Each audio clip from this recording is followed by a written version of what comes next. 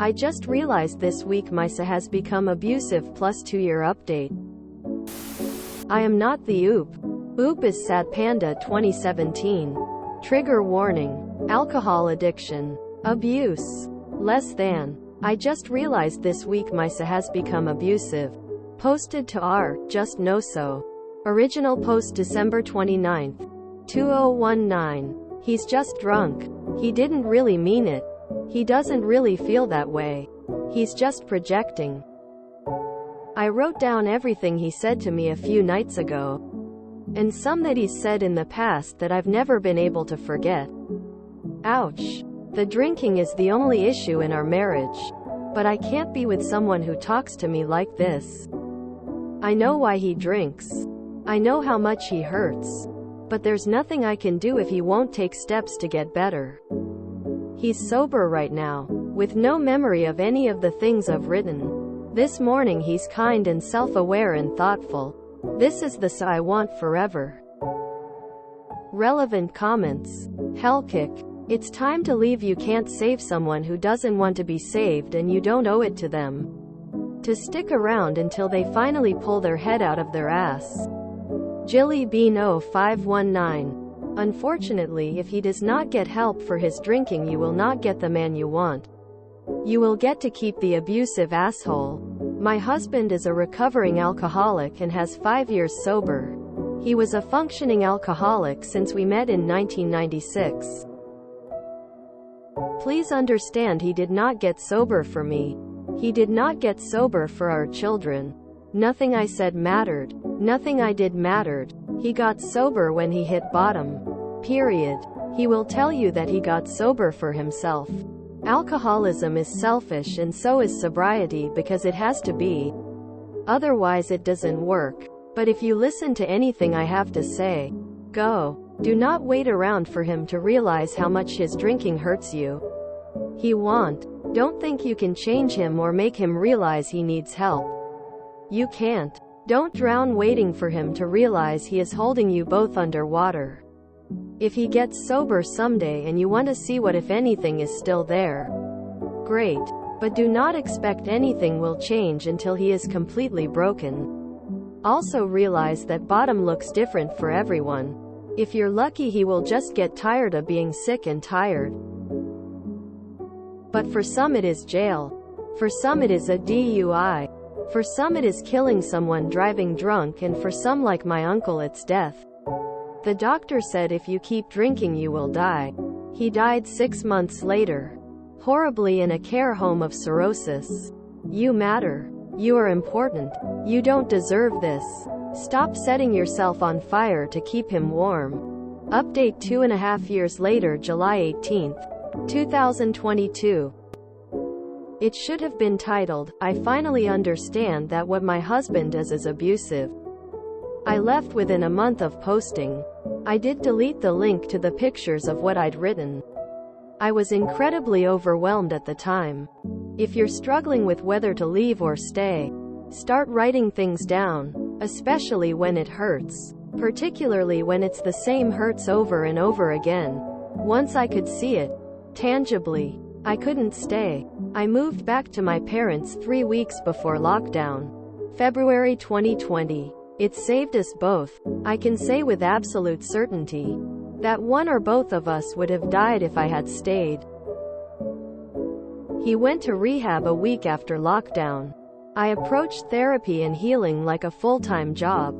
It's really hard to admit that nearly every romantic relationship I'd been in had some element of abuse to it. Traumatized over and over, with no skills to process it. He has been sober for over 2 years now. I am incredibly proud of how much he's grown. He holds himself accountable and continues to work on being the best person he can. That July I went back to the house for 2 weeks. Not in reconciliation, but support, as our dog was passing from bone cancer. I brought the kittens back and stayed in the spare room. And we made sure our boys' last days were full of love and cuddles and treats. We grieved together, supported each other. It felt like what we always should have been. A team. Our divorce was final in December 2021. I love him. He's my friend. We hang out once a month or so to play video games. Talk healing and philosophy. It broke my heart to break his. But I couldn't trust him the way I need to trust in a marriage. I wouldn't have been able to heal myself if I'd been worried about him relapsing. I'm learning self-love and boundaries. And all those things we hear about. But no one ever really taught us how to do. If any of my story resonates with you, know that you deserve better. You deserve kindness and love and safety and respect and happiness. It was so hard. It hurt so much. Some days it felt like a struggle to breathe. It was worth it. Life has been really beautiful in such weird and unexpected ways.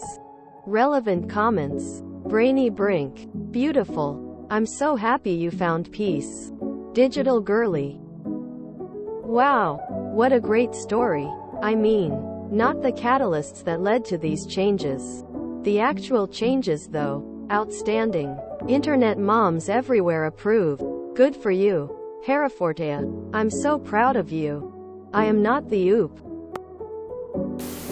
Damn, this whole comment hits hard, but alcoholism is selfish and so is sobriety because it has to be. I feel like a lot of PPL need to hear this.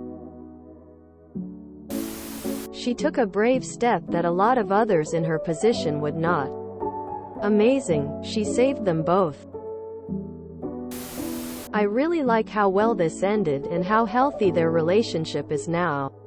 I can imagine a lot of people pushing them back together now that he's been sober for a while, but they're both like, nah, we're not good together. This works better.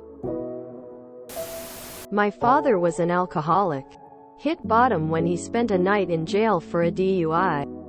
Has been sober going on 13 years. When I started dating, potential long-term partner's relationship with alcohol was incredibly important to me. I love that my son drinks super rarely. And when he does get drunk, he just gets super chatty instead of chaotic rage monster like my father. I'm happy for Oop and her ex. A happy ending for both of them. Heart. It's not often you see the abuser actually turning a new leaf. I wish them both the best. I'm starting to suspect that my daughter's husband is an alcoholic. At the very least he has an unhealthy relationship with alcohol and he's a mean drunk. They've been married 4 months and he's already kicked her out twice. Right now we're just trying to be there for her and keeping the lines of communication open. So we haven't told her our suspicions. Just gently pointed out how his mean behavior seems to be tied to drinking too much. I wish she would get out now. Aside from how horrendous it makes me feel, the blacking out part is why I finally stopped drinking. I was terrified I was going to do something irreversible and not even remember it. I'm in a relationship with an alcoholic and this just shattered me. I'm coming to terms with the fact that I can't save him and that I'm enabling his addiction by staying. But the comment about drowning is so true. I feel like I'm barely keeping my head above water. Alcohol won't just destroy you, it'll destroy everyone else around you, too. I've been there. The guy the first was with didn't even change when he woke up every morning and puked blood. You can't wait around for someone to change for you. They have to change for themselves. It sucks. It's horrible because you feel like you are abandoning someone who needs you. But the only person whose actions you can control are your own. If any of my story resonates with you, know that you deserve better. You deserve kindness and love and safety and respect and happiness. I'm glad he got what he deserved.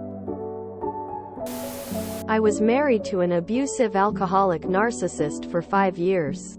Divorce finalized in 2019. I often reflect on how horrible it would have been to be in lockdown with him. There were so many instances where he would abuse me through sleep deprivation by making increasingly loud noises to wake me up, or trying to have sex with me while I was asleep, or coming in to pick fight with me. I had to leave in the middle of the night, and because I was embarrassed and in denial, I would go to my office to get a few hours of peace. Rarely rest. Before the start of the workday. If I had not been able to leave because of quarantine, it would have ended badly. I always have some hopeful wishful thinking when I read the stories written by people who are in abusive situations that they can escape like this. So proud of Oop for sticking up for herself in the best way possible.